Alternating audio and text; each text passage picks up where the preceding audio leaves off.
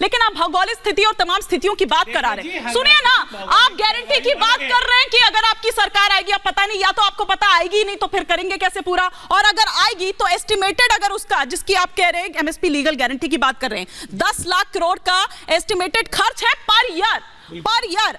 लेकिन देश के बजट की बात करूं तो 45 लाख करोड़ ओवरऑल बजट है। कैसे करेंगे ये बता दीजिए। सुन लीजिए, सारा ये दुष्प्रचार जो चल रहा है, पहले मैं उसके बारे में बताना चाहता हूं। सारा जो खरीदारी होती है, क्या वो सरकार खरीदती है? प्राइवेट सेक्टर नहीं खरीदता, मिल मालिक नहीं खरीदते। 94% कहां से 94% तो वही खरीदता है। आटा कहां से बनता है? तो जो प्राइवेट सेक्टर की जरूरतें हैं, वो प्राइवेट सेक्टर खरीदेगा। ठीक है। केंद्र सरकार सीधा एमएसपी की गारंटी देगी। प्राइवेट प्लेयर जो होगा वो एमएसपी से कम पे नहीं खरीदेगा। 2006 में आपको बताना चाहता हूँ, देश को बताना चाहता हूँ, मैंने इसीलिए कहा, या तो आपको ये पता है कि आपकी सरकार आनी नहीं है तो इसलिए कुछ भी बोल दो, इसलिए कुछ भी बोल दो। सुनिए ना, तो 2006 में आ गई थी स्वामीनाथन की कमीशन की, अगर उस रिपोर्ट की अगर मैं बात करूं तो 2006 में आ गई थी। 2014 तक आपके पास मौका था, क्यों नहीं किया? 201 सिफारिशें थी, 175 लागू करी। जवाब दीजिए इस पर। सुन लीजिए, करके गारंटी के बारे में भी सुन लीजिए मैडम, मैं आपको बताना चाहता हूँ। राष्ट्रीय विकास परिषद की बैठक हुई, उस बैठक में समिति का गठन किया गया, जिस समिति के अध्यक्ष माननीय मोदी जी थे, जो उस समय गुजरात के चीफ मिनिस्टर थे।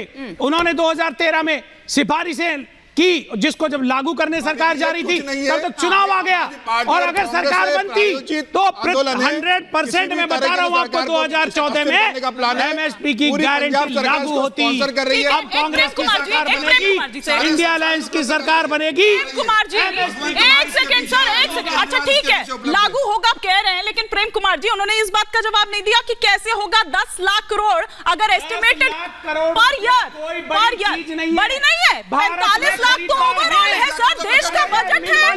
देश का बजट कहां से लाएंगे बताइए ना, कहां से लाएंगे? मैं बताता हूं। प्रेम जी, भारत के पास पैसे की कमी है क्या? सुनिए, 14.5 लाख करोड़। अच्छा, यही तो किया है, यही तो किया है।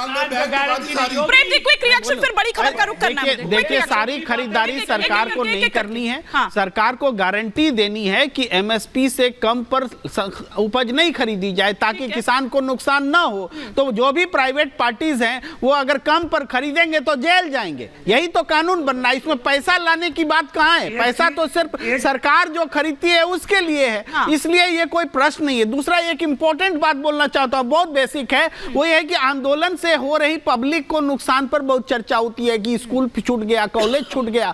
अरे, आंदोलन की धार ही यही होती है।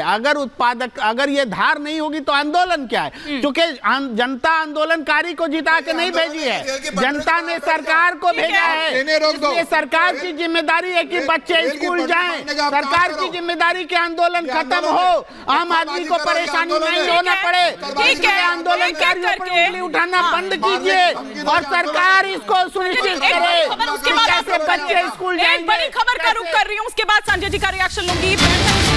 चंडीगढ़ पहुंचे हैं 3 केंद्रीय मंत्री, पीयूष गोयल, अर्जुन मुंडा, नित्यानंद राय, और थोड़ी ही देर में किसानों के साथ ये बैठक होगी। ये इस वक्त जो जानकारी मिल रही है, 5 बजे का वक्त मुकर्रर किया गया था और वहां पर अब पहुंच चुके हैं। कुछ ही देर में वो जानकारी भी आनी शुरू हो जाएगी कि ये तीसरे दौर की जो बातचीत है वो आखिर कितनी कारगर हुई है, कितनी कामयाब हुई है। आप कुछ कहना चाह रहे थे संजय जी? मैं ये कहना चाह रहा था, समीर जी जो बोल रहे हैं और आंदोलन के जो सवाल उठ रहे हैं, ये लोग क्या जाने आंदोलन का। उस वक्त आजादी के टाइम पे भी जब देश अंग्रेजों से लड़ रहा था, उस वक्त भी ये क्या कर रहे थे और इनका रोल क्या था?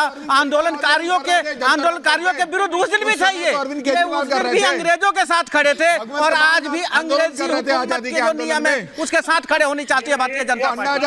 लेकिन मैं ये बात सिर्फ 2 मिनट और वो लोकपाल कहाँ है? वो लोकपाल कहाँ है? ठीक है, हाँ ठीक है। देश की सरकार, एक सेकंड भाटी जी, दुष्यंत जी, एक सेकंड, एक बार कंप्लीट कर लें। आप थोड़ा सा लेट हो गए आज थोड़ा सा लेट हो गए। देश की सरकार, मैं कह रहा हूँ कि राजनीति की जगह कहाँ यहाँ पे। मैं कह रहा हूँ जो किसान है, मैं बार बार कह रहा हूँ, उन किसानों से एक फोन प्रधानमंत्री जी उठाएं और फोन करें और बोले कि क्या समस्या है, ये समस्या है, ठीक है अभी का भी मैं साइन करता हूं दिल्ली में बैठ के। मोदी की गारंटी की जरूरत क्या है? मोदी की कलम चलाता हूं मैं अभी का भी, क्यों नहीं बोलते प्रधानमंत्री? हर जगह झूठी गारंटी क्यों दी जा रही है? वो भी अरविंद केजरीवाल मंत्री भेजा बात करने के लिए चंडीगढ़ में, आप उनसे बात नहीं कर रहे। झूठी गारंटी की जरूरत नहीं। आप सत्ता में ठीक है दुष्यंत जी एक सेकंड। देखिए, जब हर कार्य मोदी जी खुद करते हैं, जब सुरंग में हमारे श्रमिक भाई फंस गए थे तो मोदी जी ने खुद मॉनिटर किया था। किया था ना, राम मंदिर का शिलान्यास, प्राण प्रतिष्ठा, सब कुछ मोदी जी ने किया था। तो किसानों से वार्ता खुद स्वयं मोदी जी क्यों नहीं कर रहे? बार बार बात कर रहे हैं। सबसे बड़ा प्रश्न है, रोक दो आप तो कहते थे आंदोलन नहीं है कि किसान मेरे लिए जाती है, आज किसान को नहीं रही है। सुनिए ना, सुनिए ये राम मंदिर जो बार बार आप गा रहे हैं ना, सुनिए ना दुष्यंत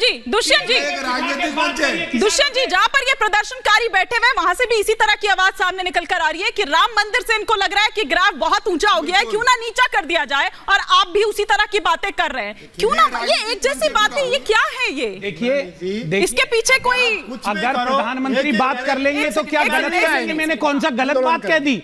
अरे किसान इस देश का मालिक है। 70% देश की आजीविका खेती किसानी पे भारतीयों की चलती है। वो सभी के सभी किसान हैं, और अगर उनसे प्रधानमंत्री एक बार उन्हें गले से लगा के बात कर लेंगे, सब एक साथ बोलेंगे तो नहीं चल पाएगा।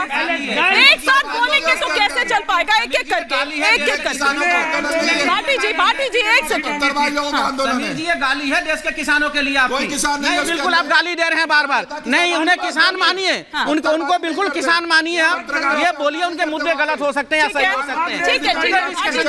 ठीक है भाटी जी और मिश्रा जी का फाइनल कमेंट लूंगी। जी भाटी जी कुछ कह रहे हैं आप? पहले मैं एक क्वेश्चन ये कर रहा हूँ, हाँ ये बार-बार किससे आपका? सुन लो, सभी से अच्छा देश से भी एक सेकंड क्या जो ये कहते हैं इतना देश पे खर्चा आएगा, उतना देश पे खर्चा आएगा, एमएसपी गारंटी कानून हो जाएगी तो ये हो जाएगा। पहले तो जो हमारे देश के जितने भी माननीय हैं, विधायक हैं, सांसद हैं, एमएलसी हैं, मंत्री हैं, संतरी हैं, इनके वेतन भत्ता और पेंशन में देश का कितना बजट जाता है, हर साल कितना खर्च होता है, इस पर भी एक मिनट सुन लो।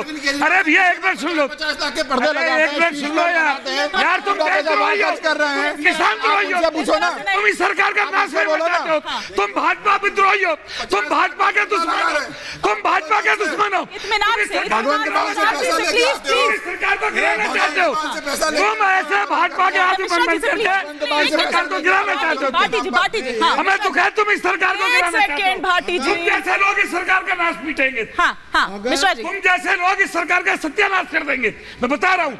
अगर हम लोग चाहते हैं कि किसान का कुछ भला हो, इनको समझा दीजिए, ये जिस विषय पर अड़े हैं ना उनको ही नुकसान होगा, और तीसरी बार आएंगे आंदोलन। ठीक है, एक बात बताओ, ठीक है, मैं मुझे वाइंड अप करना है भाटी जी। क्या देश में किसान आयोग का गठन नहीं होना चाहिए? क्या देश में जंगली जानवरों से, क्या जंगली जानवरों से पर भी आ गया आयोग का? अरे आप पहले डिसाइड कर लीजिए भाटी जी पहले तो डिसाइड कर लीजिए आपकी मांग है क्या, क्योंकि एमएसपी तो साइड चला गया कहीं। सुनिए ना, एमएसपी तो कहीं साइड हो गया, ईवीएम और बैलेट पेपर और ना जाने क्या क्या आ गया। बहुत शुक्रिया।